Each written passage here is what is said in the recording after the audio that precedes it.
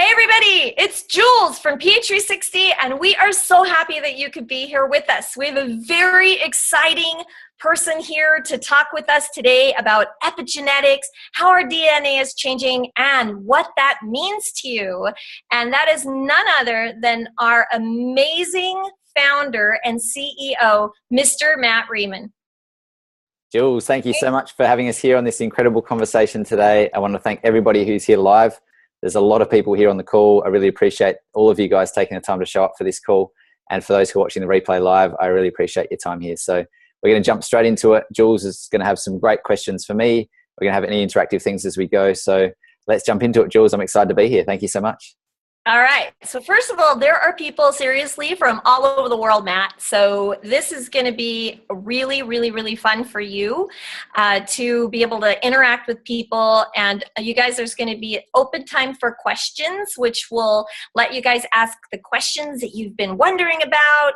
And so, Matt, let's dive right in with, like out in the news right now, epigenetics is a huge push. I mean, like everybody's talking about epigenetics, and there's even some people saying that it literally changes our DNA. I mean, so I just wondered if you could talk to us about that. Yeah, absolutely, Jules. Well, I think there's a lot of interesting conversations about all that. And the biggest thing that we're trying to understand at the moment is the concept of epigenetics and how it applies to our life. Epigenetics, for those who haven't quite got to what PH6 is all about, looks at all the things outside of our genes that can actually influence our genes and how they're activated at any point in time. And the main concepts, which is obviously inside of PH360, are the foods that we eat, and that can change the way our genes are switched on or off. It's the exercise that we do or that we don't do, which can change the way our genes are switched on or off. And all this is proven by science now. And it happens literally in the space of minutes. It's really incredible. We used to think it used to take hours and hours and years and decades to change our genetics, but it's actually very, very quickly that it changes. It's the environment or the climates that we live in. It's social relationships and the interactions that we have and the stress that comes from that. In fact, stress is our number one killer and cause of disease across the world now. And it's really important to understand who we are, how we actually see the world, how we perceive different relationships, and I guess how we all think that everybody else is the same as us. And one of the big things that we're understanding is that not everybody's the same as us. Not everybody thinks like us. Not everybody eats like us. Not everybody moves like us. And when we can see that differently, we understand a lot of the relationships and the stress that's caused from that is usually from us not really understanding that someone's different to us, and they might have different thoughts or opinions and beliefs that cause us to often will cause us stress or distress in our lives, which equals stress or distress in our health. It's also the natural talents or genius that we have, what we do with our time, doing things that we love, that we're passionate about, that has purpose and meaning for us, makes a huge difference. But things that we're naturally talented at is really what we're all about. And it's our mind. It's the way that we actually go about the world, the way we see things, the way that we perceive things that happen in our life. So all these things influence our genetics, and these are the categories, if you like, that we refer to as the categories in epigenetics. And when we can successfully harness and understand all about these categories and how they apply to us, everybody in this call has a very different experience of life. And so these categories and what happens within these categories, everybody is very different. So it's about to navigate and understand how what's actually good for you and healthy for you in these different areas of your life, and how they influence your genes and how they're switched on or switched off at any point in time. Now, I'm not going to go into too much of the deep science here because I know we've got some more science calls, Jules, but just very, very briefly, we talk about epigenetics in many different sort of layers or contexts. And if we look at things from a big point of view, epigenetics that influences the planet, for example, things like the moon. The moon has this incredible electromagnetic pull that influences the tide. Most of our world is actually made up of the ocean, and it has this huge influence. And this is a very, very strong field that influences all of our humanity, all of our heart, all of our wiring. We often don't see it and have ignored it, but now science is showing how much that actually influences us and who we are at any given moment in time. If we look at stuff from a very microscopic level with epigenetics, we're looking at the different things outside of our very cells. Very, very basically, for those we're talking epigenetics, here's epigenetics 101 in a very quick nutshell in less than a minute. We have a protein that's here, and you have your DNA. It's wrapped around this protein. It's called a histone. You have these that are together. There's two histones. It's called chromatin. They kind of sit here like this. This is in each of your cells, and you've got your genes that sit here. And so if there's these marks, these messages that tell this structure to move apart, and the cell can go down and read the gene. Or if these messages or these epigenetic marks tell the cell to tell the chromatin structure to close, then it won't be able to read that gene or express that gene. And so that's really is these messages or epigenetic marks that sit around these structures either tell this to happen and the gene is expressed or switched on, or it tells this to happen and the gene is not switched on and not expressed. And that's really, I guess, the basis of epigenetics. It's these little marks or little messages that tell a gene to be switched on and off. And so we understand now which things and which messages will be relayed to cause a gene to be expressed or not expressed. And that's the things we referred to as well in the everyday life and sense. And that's exactly what we talk about with the foods, the exercise, the environments, our relationships, our natural talents, and our mind. These are the things that actually cause these messages to say, oh, switch that gene on, or actually switch that gene off.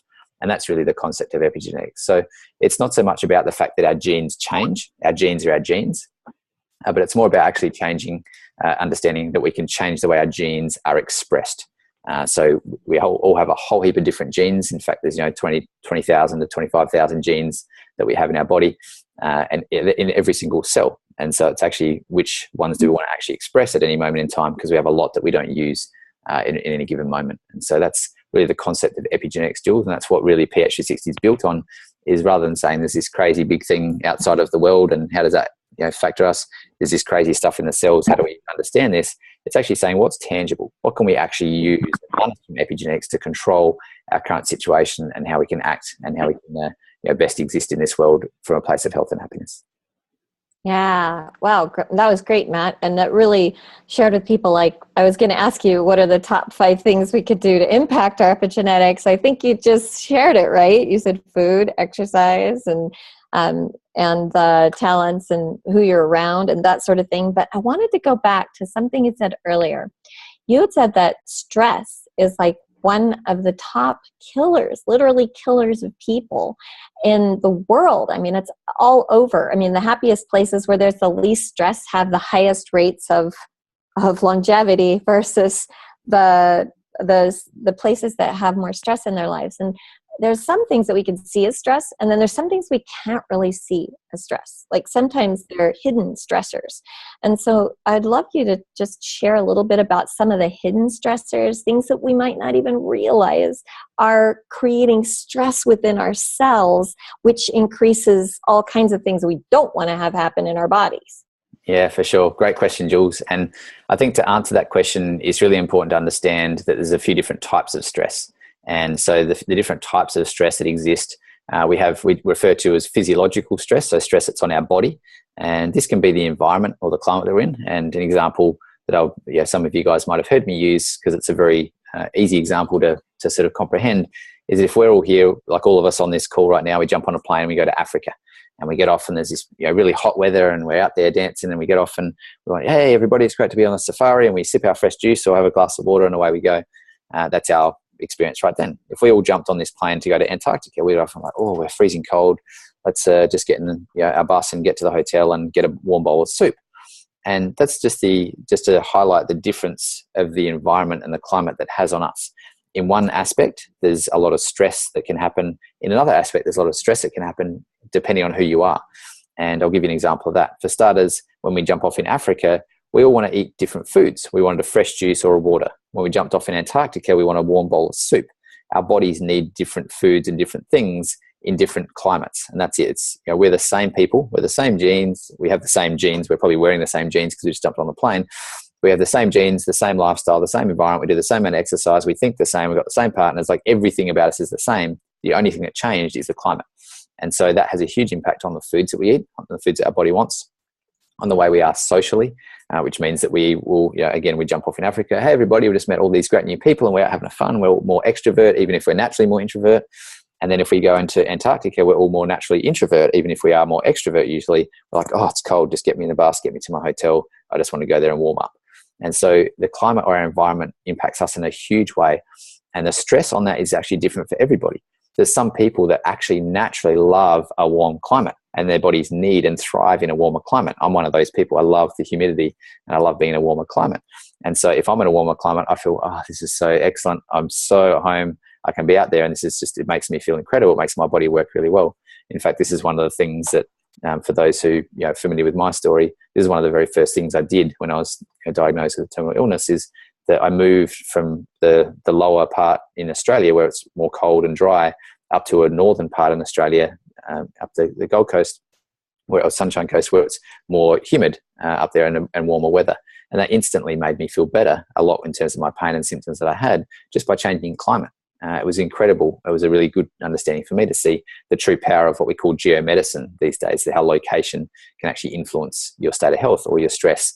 And so a warmer climate is really great for some people. For some of us that are on this plane right now, if we get off there, that'll be a stressful situation for us. And we might be there going, oh, this is so hot. I'm sweating, I'm dripping, like I can't wait to get me in the air conditioning. For me, personally, I'm like, get me out of the air conditioning. I want to get in the warm weather. Other people are like, oh my gosh, it's so hot. I just need to get in the air conditioning, because their body is very different to my body. And so everybody's body is very different.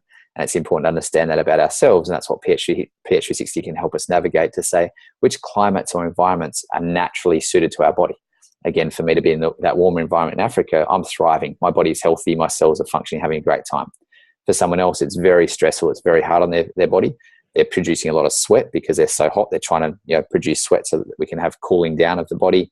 It's a stressful cycle, and the body's constantly going through stress the whole time that they're in that environment, to try and help reduce back to a state of equilibrium and state of normality. And so again, it's stressful for some people. It's extremely beneficial for some people just in that same environment on this plane. We jump off in Antarctica.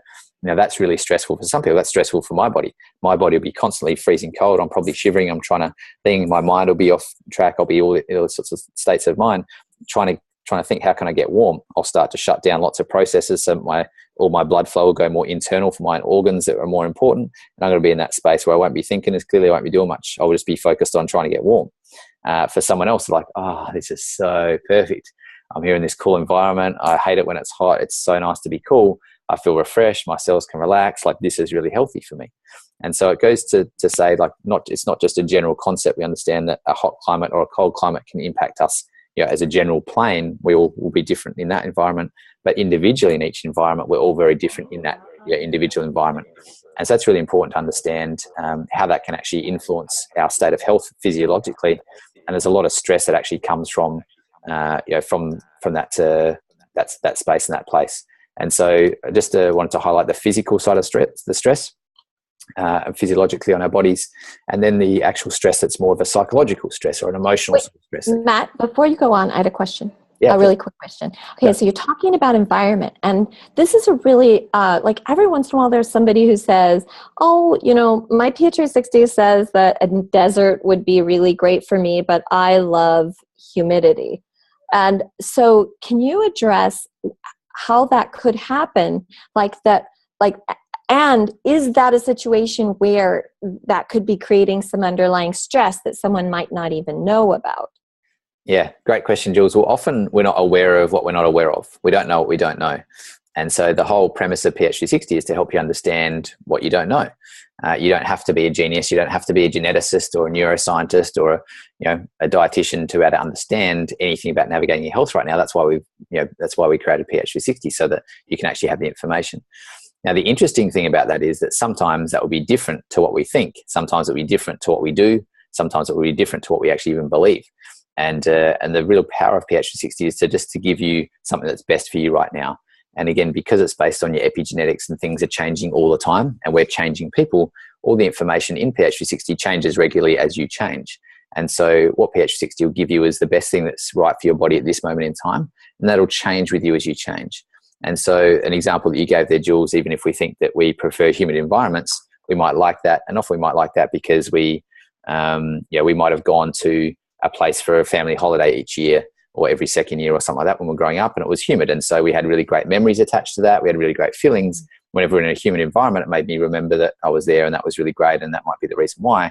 However, at the time in our bodies that pH360 identifies, it might identify an imbalance of certain chemicals or certain minerals or deficiencies in certain any of the dysfunctions it might be. It might be in an organ, might be in a nutritional process, but it'll identify what the actual issue is that's there, and it will give a solution to be able to help counteract that back into equilibrium. So it'll say, great, well, at the moment, if you're in a desert environment where it was hot and dry, that would actually kill some sort of, maybe it's a parasite process, maybe it's an infection that's going on, maybe it's something else that pH 60 identifies in that body.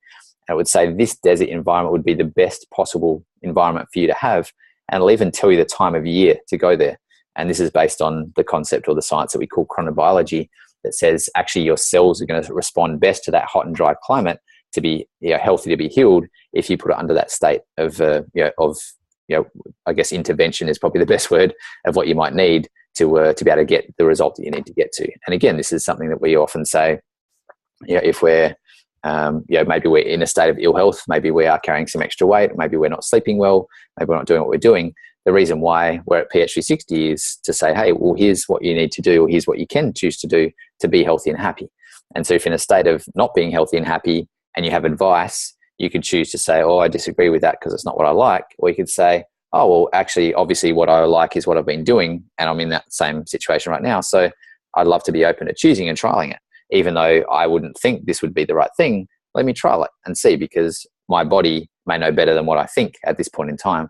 And that's really what pH 360 is, like translating what your body is saying to you. It's like this interpreting tool. Maybe we should sort of message it like that to people, because it literally is just understanding what your body's trying to say to you, put it into words that you can interpret and understand, and there it is in front of you.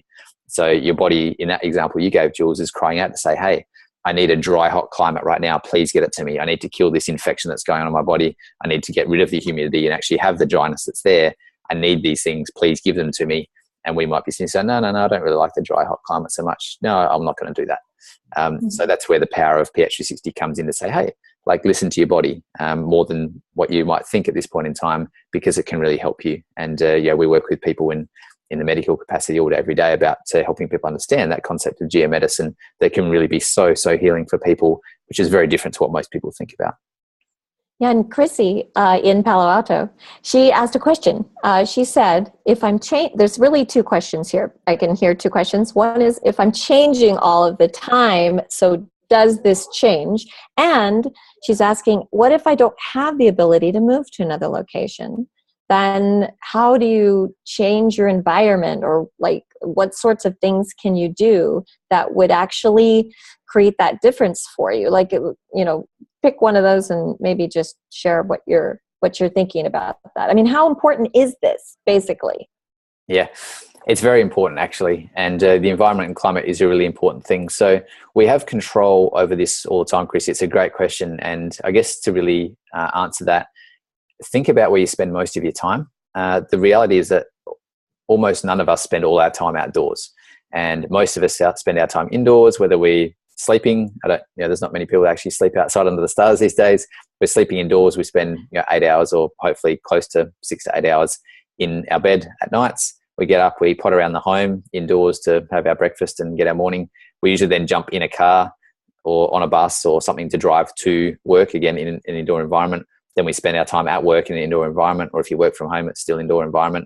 And then we jump on that bus or jump in that car in an indoor environment to drive back to another indoor environment, and then spend our night there watching TV and having dinner and doing what we're passionate about.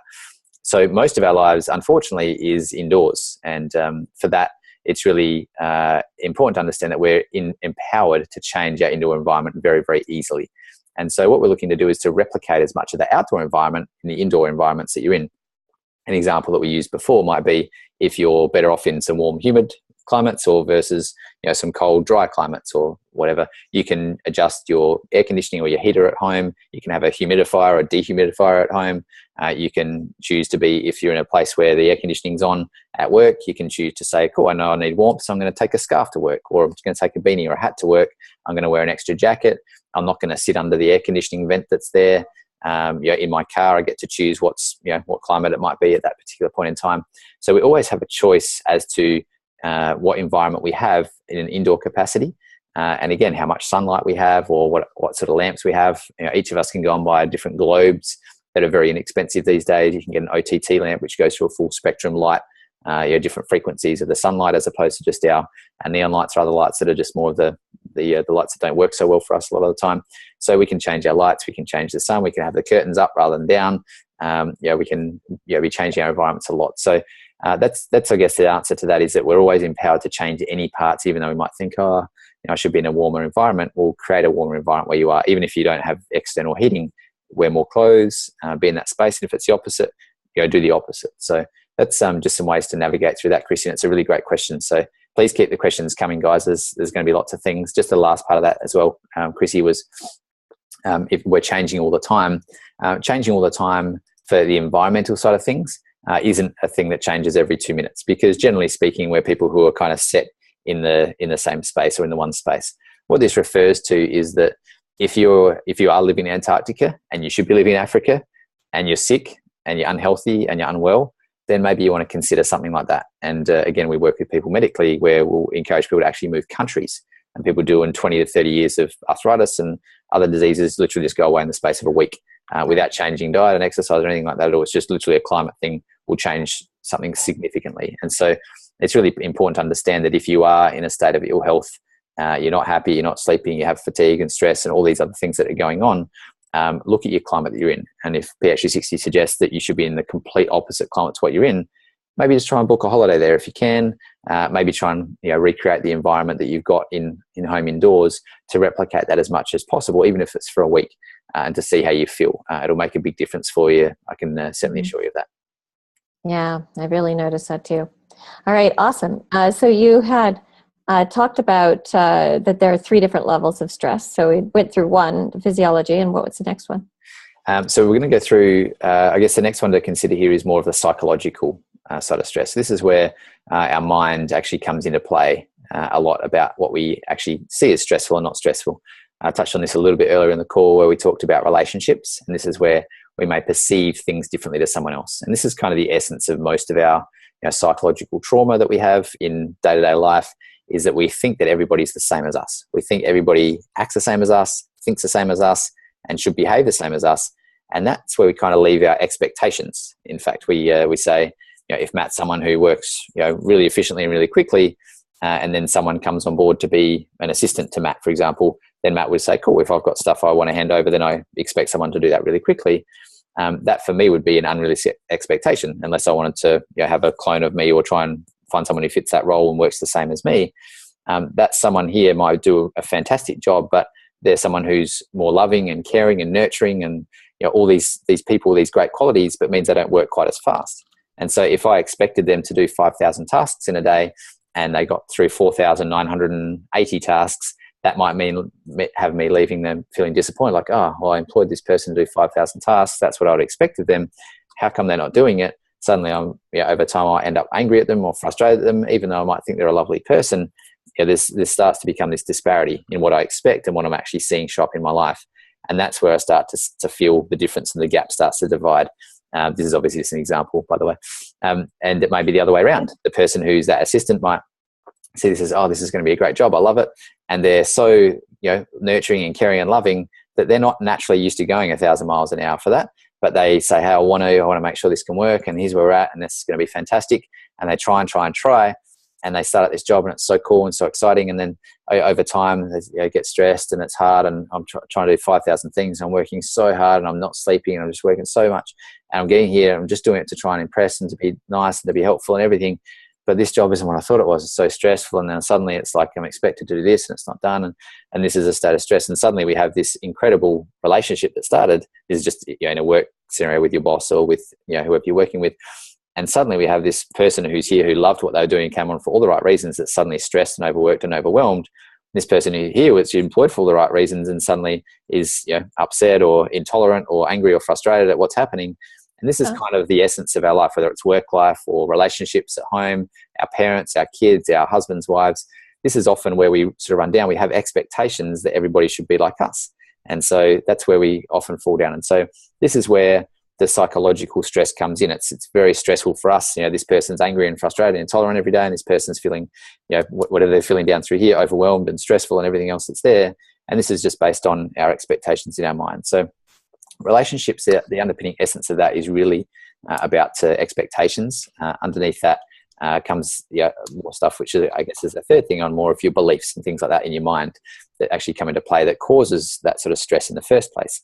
And this is where we talk a lot about in the mind section about how you naturally think or what you naturally act like.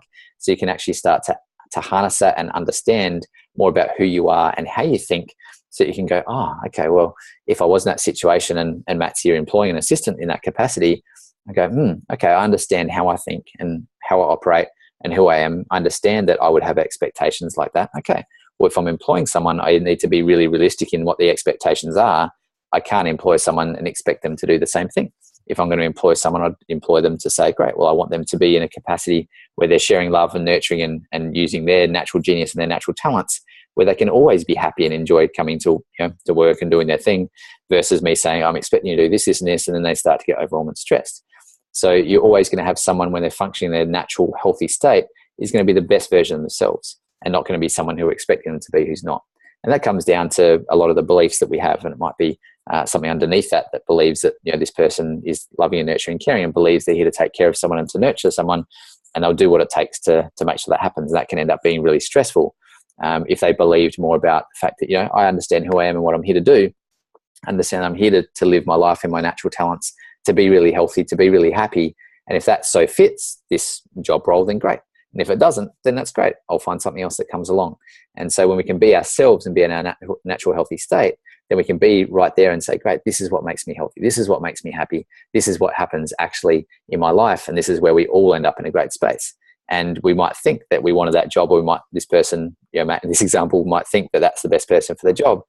But if this person's going to be, over time, they're going to be overwhelmed and stressed, then this person isn't satisfied because they don't get the result anyway. This person isn't satisfied because they're unhappy and stressed.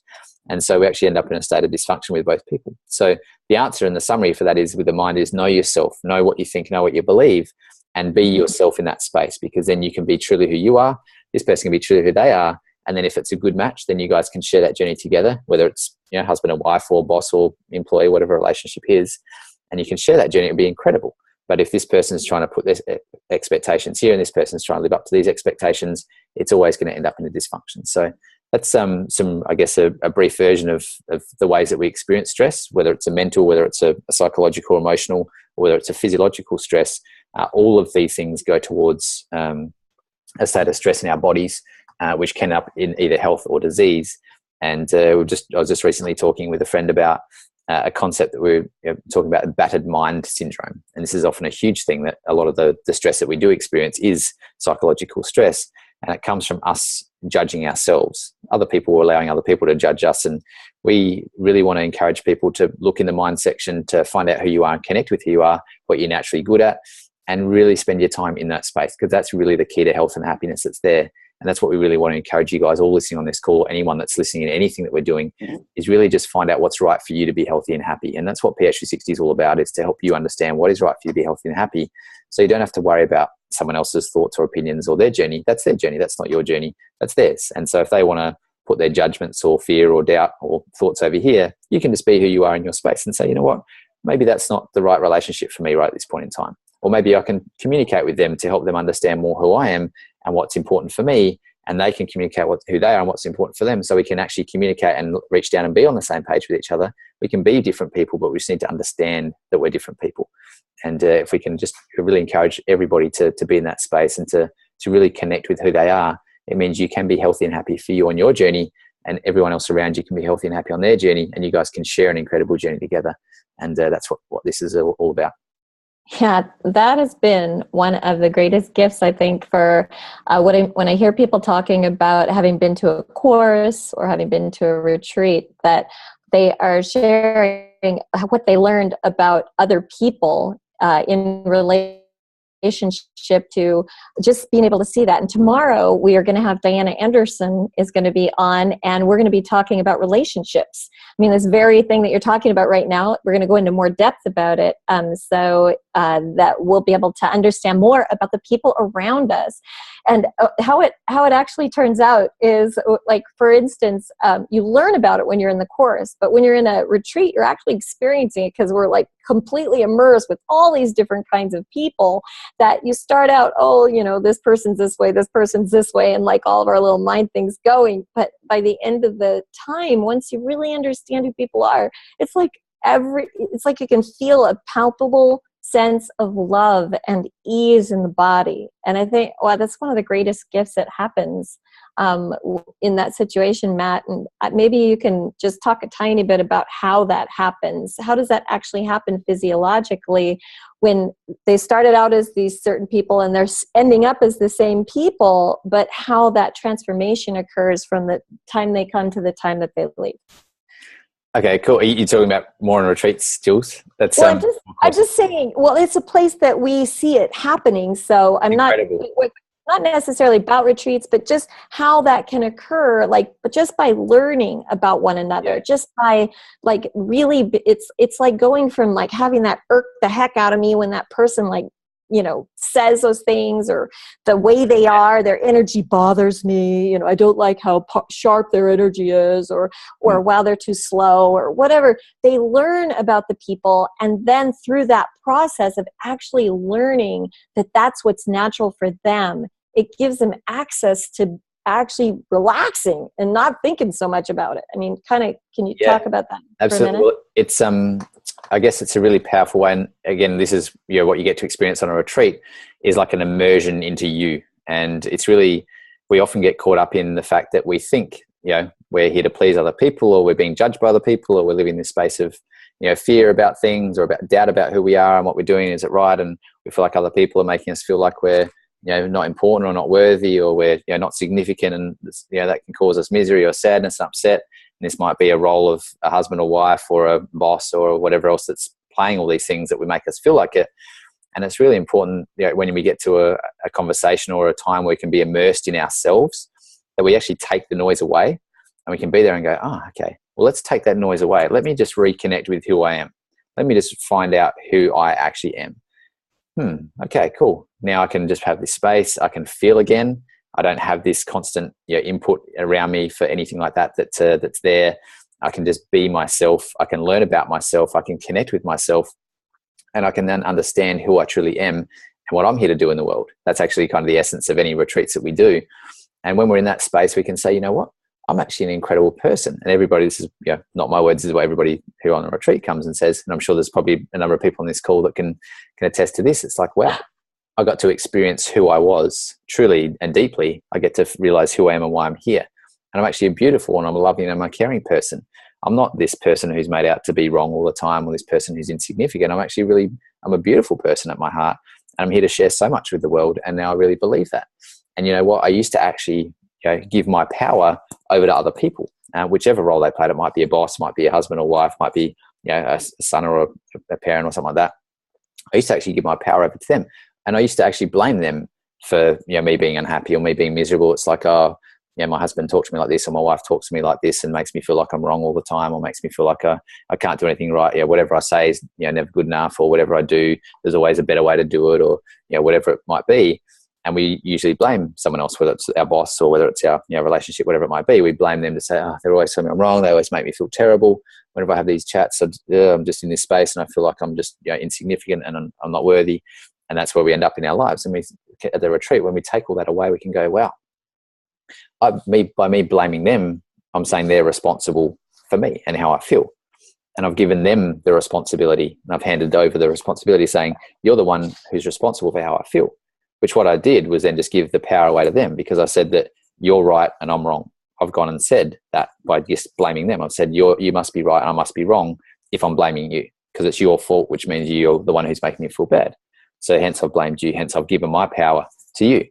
And so we're here trying to make someone else feel like they're responsible. Again, the boss or the relationship, whatever it might be, husband, wife, they're the ones who are making us feel like this. Yet actually, we're the ones who gave them the power to do that. So when we're in this space here, we're kind of going, hang on, this isn't right. We're giving them, we're trying to say it's their fault when we're actually the ones who gave the power over to these people in the first place. So actually, we should be here saying, this is my fault. I'm actually responsible. Well, there's no faults, but I'm responsible actually for this. Like, I'm the one who gave my power over. I'm the one who did this. I'm the one who actually thought it was you who made me feel bad, but it's actually me who gave my power away, which made me feel bad. So actually, I'm here coming from a place saying, I'm really sorry. Will you forgive me for blaming you and for putting it over here? Actually, it was me who decided to give my power away because of what I believe and because of how I'm feeling in life. I gave my power away. Then I blamed you. I'm sorry for blaming you for the circumstances. It's actually me. Because when we get rid of all the noise and the fluff, we realize it's actually just us. We realize this whole point of this journey in this life is about us and who we are and what we're here to do. And PH360 can help you understand who you are and where you are on your journey. In a retreat, you get to be immersed in that. And so it's just an incredible experience to be able to be you and to listen to you and connect with you, to be there and to understand that everything in your life that actually shows up is you. You've actually chosen to do that. Whether you choose to give your power away is you choosing to blame someone else. No one else is responsible for you. You get to choose everything. You get to choose how you think. You get to choose how you act. You get to choose what foods go in your mouth and how much exercise you do or don't do.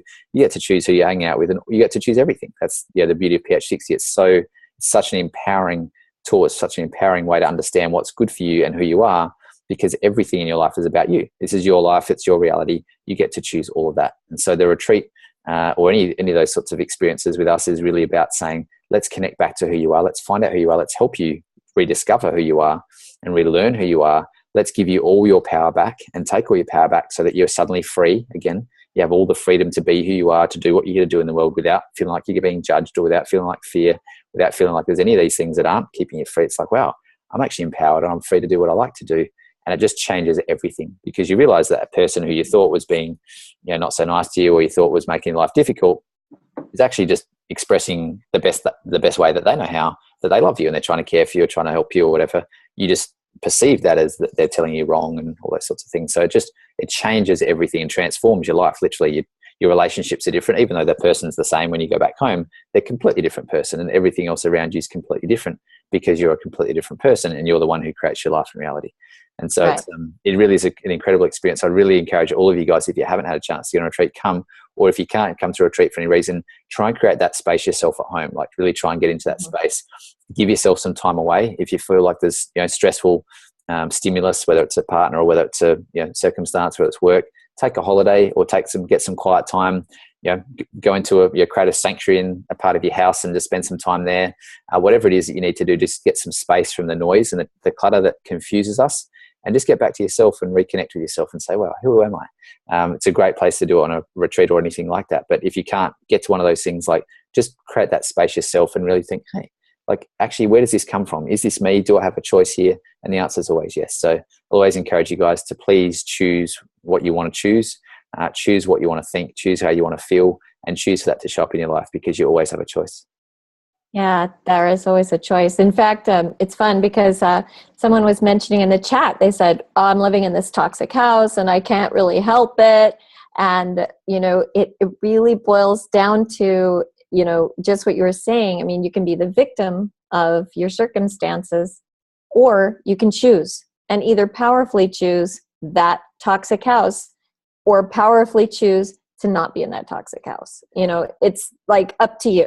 Right. And the beauty about that is, and we won't go into too many tangents here, Jules, but the beauty about that is that for whoever wrote that, even if you're in a toxic house at the moment, to understand that toxic house is the way that you perceive that house. And again, what we just shared before about being at an immersion for a retreat is you get to literally reconnect with who you are, and you have your mind more focused on that.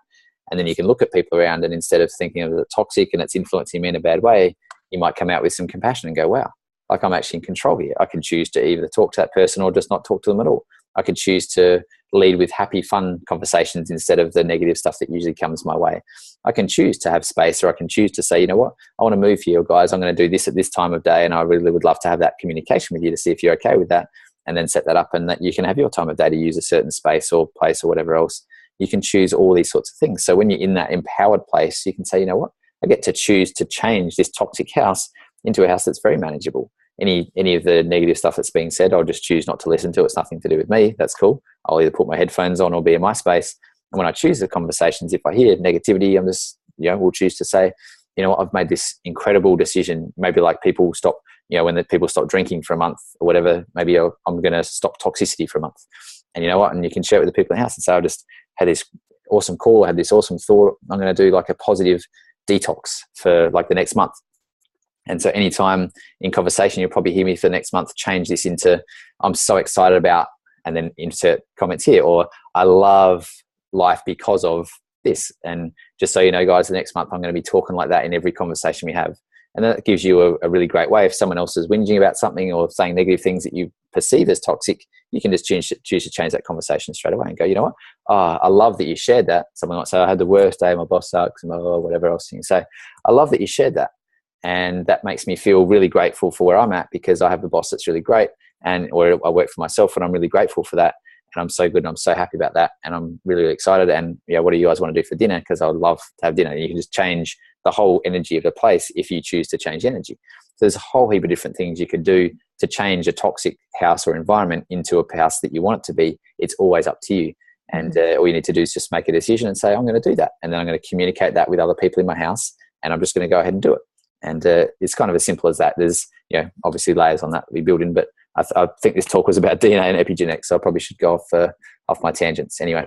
No, I think it was good. And for anybody who's excited about learning more about this, tomorrow we're going to be learning more about biotrends with Diana, and how they're different than us, and how to interrelate with them, and just how we can really create our relationships as being something that's super positive for us in all areas, even people that we think right now that we don't like. And so it's going to be really fun, Nat. And we're going to be talking exactly about what we're talking about. And everything that we're sharing tomorrow comes from our courses, the courses that we do, coach courses, and the personal foundation experience. So yes, so that's really exciting, Matt. So, okay, so you talked about physiology, psychology, and what was the third one? It was more to do with the mind. It was more to do with, and the mind itself, this is a real big tangent, so I won't go there too much, but the mind itself is more about something that resides a little bit outside of our physical presence, if you like. So we have our brain, we talk about that in PH360 with neurotransmitters and things like that. And then we have our mind, which is more the interpretation of our senses and things like that. So it's the reason why we can have, someone drops an iPhone in a glass of water, and someone's like, oh no, I'm upset, I'm sad, maybe I'm angry, that was, I'm frustrated and whatever. And someone else is like, yes, I'm happy because I don't like Apple. It depends on what you believe. It's your response to any situation will be based on what's in your mind and what you believe. So again, the same event, an iPhone and a glass of water, someone ends up with anger and frustration, which then turns into really bad chemicals that's produced in the body, which turns into stress and states of disease. Someone else is happy and fun and having a great time in life from the same event that happened. It was just the perception of the event that caused this person to be happy, caused this person to be stressful and unhappy, this person to be happy and having fun over here. So, right. But this is like in real life, Matt. I mean, you're talking about something excessive like dropping an iPhone. Okay. So we could say like, oh, of course I wasn't happy about that, or maybe, but I mean, people have that same reaction to if somebody reaches into the refrigerator and pulls something out and starts to drink it. And they're like thinking whatever they're thinking about that, right? I mean, silly little things all day long that are just like triggering. It's the principles of that. And that's where our mind, that's the power of our mind there, is just understanding that how we react to any circumstance is actually based on what's in our mind and how we believe it. It's not necessarily what's in our physiology so much. So that's the power of the mind. Happens in all day. Someone grabbed something out of the fridge, someone pulled in front of me on the freeway in the car when I was waiting in the line for 10 minutes because there was some traffic jam, and some guy pulled fast down the lane and came in front of me, and I got angry and frustrated about that. Like, it doesn't matter what it is. It's always just our perceptions. Again, I used an example with, I think when we're talking with Jen McLean, actually, you have someone pulling in front of you in the car, you could be like angry and frustrated. But if you actually had a different perception and you thought that person was on their way to see their sick mother who was about to die in hospital, would you react the same way? Of course not. You'd be like, oh, quick, get in, like push in front of the next 10 cars. I'd be very happy to let you in. So my response, if again, my perception, if this is someone who has a sick mother, then of course I'm very happy for you to come in. If this is someone who, I shouldn't have to wait in traffic and you should have to wait as long as I should, so you deserve to sit back as long as I do, they pull in, I get angry and frustrated. So it just, whatever we just decide to believe in our mind actually dictates what happens to our response and our biochemistry and our health or disease. So it's a very, very powerful understanding, is the perception of the world and everything that happens, which again, whether we can change a perception of a toxic house or environment into a house that's full of love and happiness, that's there because it actually comes from us as opposed to the external that's there. We actually decide what shows up in our life. Yeah, and who we be in that situation. Yeah, absolutely. I really, really, really get that. And it's funny how much PH360 has actually helped me to see like who I'm being and how much that's transformed over the last 2 years, as you know. So it's like loving the connector. It's awesome. Yeah, exactly. And owning it, Jules, because you are incredible. Like everyone on this call at some way, shape or form has experienced Jules. I know whether it's been an email, whether it's been probably a phone conversation, a retreat, some sort of experience with Jules. Everybody's experienced you, whether it's a YouTube video they've seen of you or whatever. Like, and you, when you're owning you, Jules, like, or anyway, you're just an incredible person who's just shining, and all you do is just share love and energy. That's all. Like, you can't not do that. So that's just naturally who you are. And PH360 tells you all that, and you go, oh, that's me. So if I was trying to be someone else, it's like, oh, I should be someone who's just happy and fun and sharing love and energy all the time. It's like, okay, cool. That's kind of cool. And that's who you are. And that's how everybody knows you. And it's just incredible. So a big round of applause everyone on the call for Jules being Jules. Yeah, you guys would love this. We had so many arguments about this when I first started. I was like, there is no way that I'm that foofy. I thought it was some kind of foofy thing, but it's really not. So at any rate, it's great to know that. And you guys will learn more about that tomorrow with Diana. Hey, okay, so Matt, I know that we don't have you on the calls a lot. And so I wanted to ask you a couple of questions. There's one question that's on the line that there's a couple of people have asked questions about, like things that you absolutely don't have control over in your environment. So for instance, chemtrails or, toxins in the air, toxins in the water, I know we could get water purifiers and things like that if they wanted to, but like, how do we address, as our world has taken on all this toxicity in general, like, can we literally see it one way and change it? I mean, how does that work? Yeah, great questions. This will be a long webinar if we go into all the depths, but I'll give you a bit of an overview briefly. There's a couple of important concepts here. The first concept is that the understanding epigenetics means that there's always a constant rebalancing happening in our bodies, always. We can say, hey, it'll be great to get 8 hours of sleep and then we'll be healthy. But sometimes you might have small children, or you might be in an environment where you just can't sleep so much, and then you don't get that sleep. So then there has to be something that counteracts that in the rest of your life. So maybe there's different foods that you'll have that help the fact that your brain didn't get the nourishment, or the mind didn't get the nourishment overnight with the sleep. And so that you can get fed differently with your food that comes in. Maybe you are in a circumstance where it's the opposite and you can't eat what you want to eat because of financial situations or whatever else it might be. And you can rebalance in terms of positive relationships in your life, or what you're doing with your time and hobbies and interests and all those sorts of things that you're doing. So there's all these things, like these epigenetics are always balancing and rebalancing from time to time. Not everybody gets exact sleep and exact foods and all that sort of stuff all the time. It's life. Life happens. So sometimes you're going to be in a stressful situation in a relationship, no matter who you are and how you think, and it will show up. And that might be a time when you rebalance things here. You might be in that situation. You might get angry at this person because they stole the stuff out of the fridge. And so you might go, cool, well, I can go and exercise. Again, this PH60 gives you insights. I can go and exercise and actually get rid of that energy out of my body, and I feel better. That's great. So I just counteracted that. Whereas if I didn't experience this, I might not have needed as much exercise to expel that energy that was there. It's looking, PH60 looks at a lot of different layers, as you probably gather, not just the hardcore physical side of things. It incorporates the mind and other things into it as well. So it's really an emotional intelligence, a mental and a physical user manual for your body is what it really is. And so when you're in those situations, it's really important to understand that you can navigate through anything at all that you like to. But that's the concept is understanding that that's what PH360 actually is. It shows you all about that. So I have a question about that. Okay. Please. So like one person could be exposed to Fukushima. I'm using something really, really, big. Okay. One person's exposed to Fukushima and they basically die. And then another person is exposed and they're fine. Or you could use cigarette smoke. You could use whatever. I mean, you could use all these toxic things that happen in our world. What is from your perspective, what is that? Like, what is going on with that person that their body took in that same, every day we get mold, every day we get, little candida things float around in us.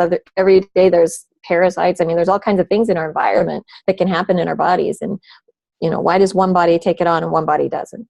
Yeah. Well, was that too big? No, that's perfect, Jules. These are conversations I love.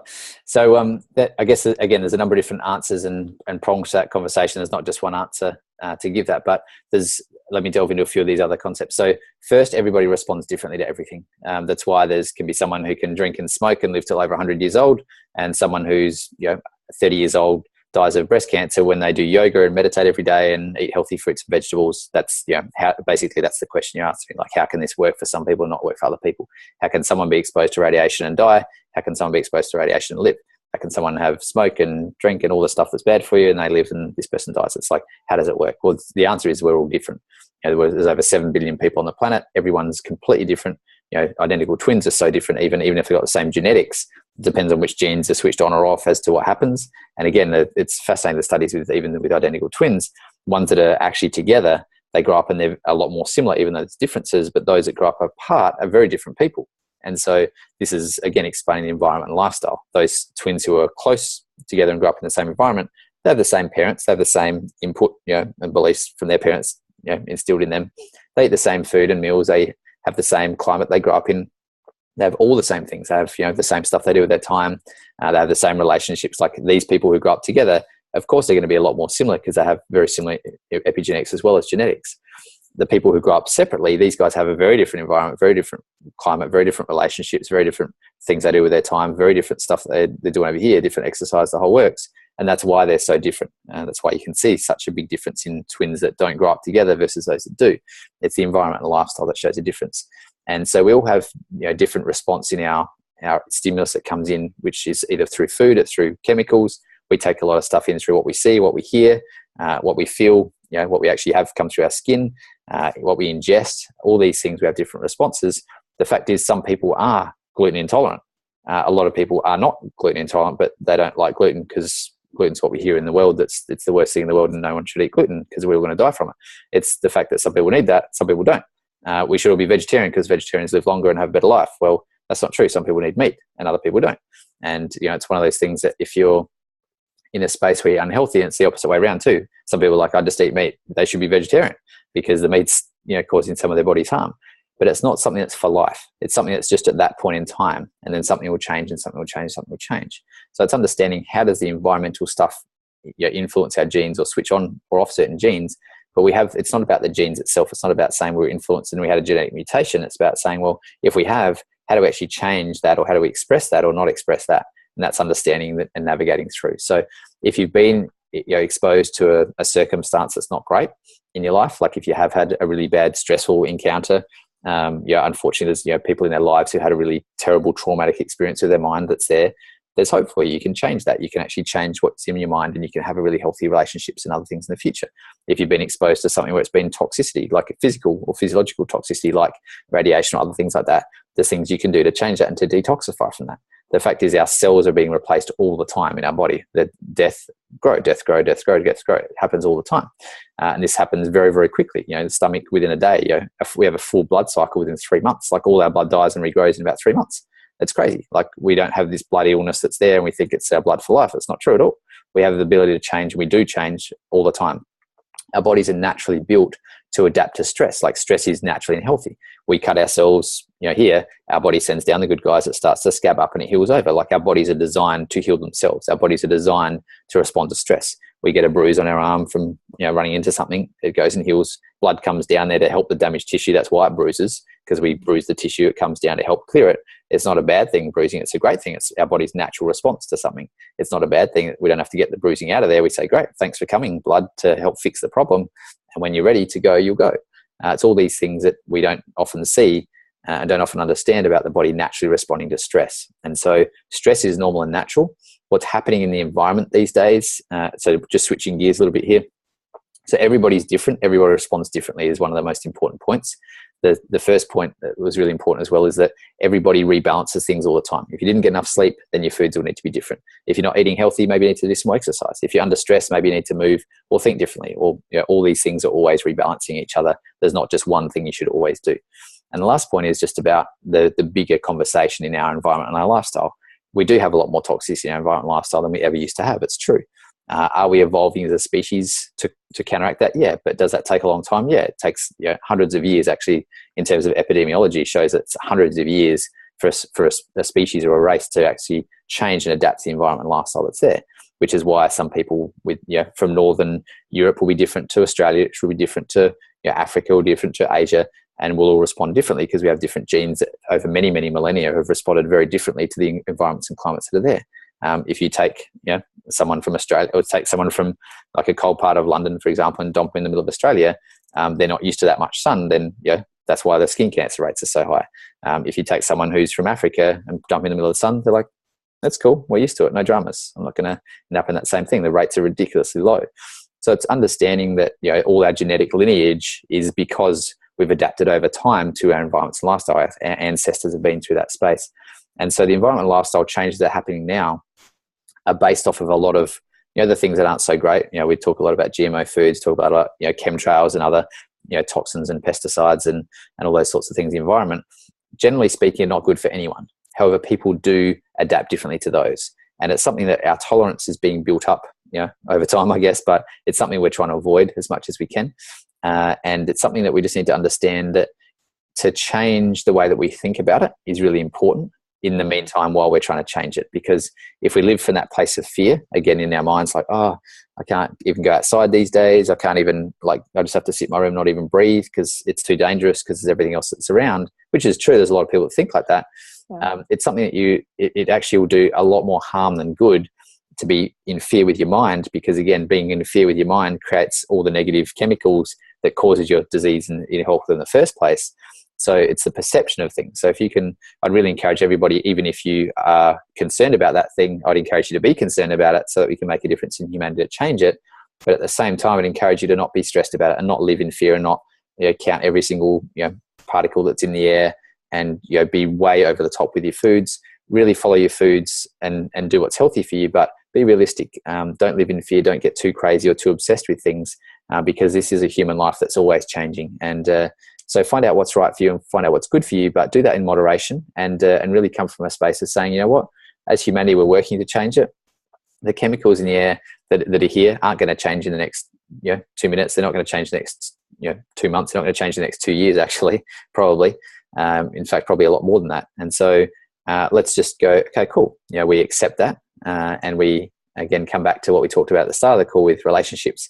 It's our expectations that often end up causing all these states of emotions that are the things behind ill health. And so if we expect things from where we are here, then we often get disappointed or frustrated or intolerant or angry because we expected everyone to be the same as us, or we expected to have a beautiful, clean environment. We expected that the government shouldn't allow this, and we expected all this, and we blame everyone and point everyone over there. The opposite to expectations is acceptance. And if we can say, well, I know I expect this. I'd love to walk outside and have clean air and no smog and not have all this junk in my food and whatever. I'll say that's what I like to expect. But I accept it for what it is. And I'm in control of that. I actually get to choose. I'm going to go shopping at the farmer's market and choose the best fruits and foods that I can. I'm going to choose to be in climates that are healthier than not healthier. I'm going to choose to do the best I can, but it's unrealistic for me to expect the government to magically wave away everything that's going on tomorrow, which is what I expect. Let's accept where we're at and let's move to make a difference. But at the same time, I want to enjoy who I am. I want to enjoy my quality of life and not live in fear that something's going to kill me. I want to really understand that the power of what we believe and the power of our mind is extremely, extremely powerful and actually dictates a lot of our physiology and a lot of our chemistry. It's in our body, which does cause us either the disease or health. So anyway, a lot of things to cover and a lot of depth and a lot of other things that go into that. So anyone who's listening, that there's a lot more points I'd love to cover, but we'd be here for a couple of days. Usually, how I can chat on, Jules, about these sorts of things. So that's probably I love it. a couple of things to consider anyway. But I'd really encourage everybody to be really empowered, to certainly stand up for what you believe in and make a difference and help create good change and positive change for humanity moving forward. But at the same time, just accept what we have and live your day and live your life without fear, because that's really the cause of a lot of the stress and a lot of the ill health that we have today. Is the fear and the judgment and things that exist is what's causing a lot of our issues. And we're only just starting to find out a lot more about that in science and starting to see a lot more of that. And our environment and our things do play a part. But the most important thing out of all of that, it's our perception of the environment that actually makes a difference. And so, again, if we're in a toxic house, we perceive it as a toxic house. We could go and choose to change our perception and see it as a house with some people that are there that really need help, that need to spend some time on themselves to learn about how they can do it. But that's their journey. And I'm going to choose to be happy amongst that situation and choose to make sure I only engage in positive thoughts, positive conversations, and positive parts of the house, and blah, blah, blah. Like, I can choose that. We're not ever a victim or a slave to our circumstances. We're actually always in control of that. So it's how we perceive things. And again, is it a reality there's toxins and things in the air? Of course it is. Is it something that we can choose to live in fear about that? Is this going to kill me? When's it going to kill me? How much have I got in my system? Oh, I can do all that. Or we choose to say, it's there. It's not going to change for a little while. We're working on changing it, so there's no point in being in fear about it. Like, in the meantime, I'm actually going to choose to perceive this is a really healthy environment. Like, I love it. My body's got this covered. No problems at all. My body's built to defend all this sort of stuff. My body's built to attack all these viruses and infections and stuff all the time, which it is naturally built to defend all that sort of stuff. So, you know what? I'm actually putting my faith and trust in my body right now because I'm following my PH360. I understand who I am. I'm going to look after this, and I'm going to go out there. I'm going to have a really awesome time in my life while I'm here. I'm not going to live in fear. I'm actually just going to perceive everything to be really great, and we're going to change the long-term stuff. But in the short term, I'm just going to really enjoy what's here. And I love this beautiful place I'm living in. I love this beautiful body I'm living in. And I love this beautiful mind that I get to choose what I think about all the time. So, yeah, it's just about like where we're focused and what we're going to choose to face. Like what we're creating is a world that is, that's beautiful, and these other things. And so I really get that, Matt. And wow, just focusing on what is, wrong makes more wrong, basically. You really ground that in over the last couple of years. So I really get it. Like, it's like, oh my God, it's magic. What happened? All of a sudden that's not bothering me anymore. So I really get it. And I've had the firsthand experience of that. So thank you. Yeah. And thank you so much for being here. And wow, it was really fantastic to just have you here. And we should do this more often. Like, have you come on and we could just share with everybody. What do you think about maybe doing that, a little ways down the road, but sooner than later? Well, I think, I don't know, like, I guess let's ask everybody else who's on the call about that. I love sharing like the insights and the wisdom and the knowledge that's shared with me. I love being able to pass that on and share that with whoever wants to listen to that. So if people are interested, then maybe you can write a comment in the chat box and say, yeah, we'd love to have this. Maybe we could do it as a monthly call or something like that if people are interested, or if people find it boring and not interesting, then maybe we won't. So well, and you guys be sure and add into the chat box what you would love to, like, what kinds of things would you love for Matt to share with us, and what would you like to know about PH360, about epigenetics? It can be about anything, basically, because our mission to be here is to make a difference for you. I mean, that's why we're here, and so the more we can do that, the better we feel.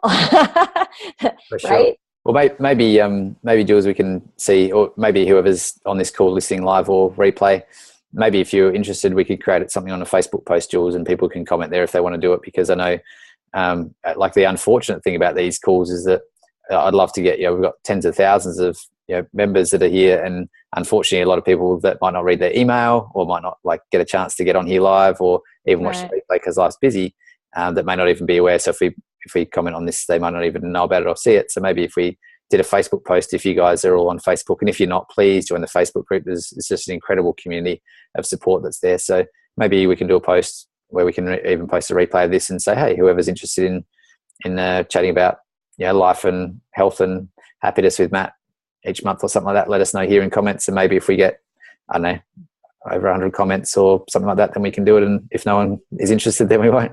Well, we do have a way, because you will be contributing in the year-long health transformation that will be starting in September, in late September.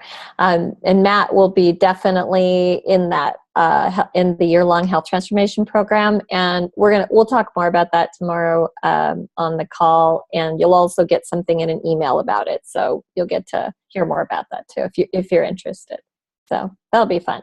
Very cool. All right, Matt, it was awesome to have you. Thank you so much. And what would be really fun is if we unmute everybody. So, like, before we do that, you guys, there are people from all over the world that you are connected with right this very moment. People who are looking at their health, people who are increasing the amount of love in their life, that people who are making a difference in the planet, people who are like leading lives and all over the world right now that took the time out of their day to be here with all of us. And so that would be kind of fun, right? To unmute and to just like have everybody say a big yay before we sign off. Sounds great, Jules. Let's do it.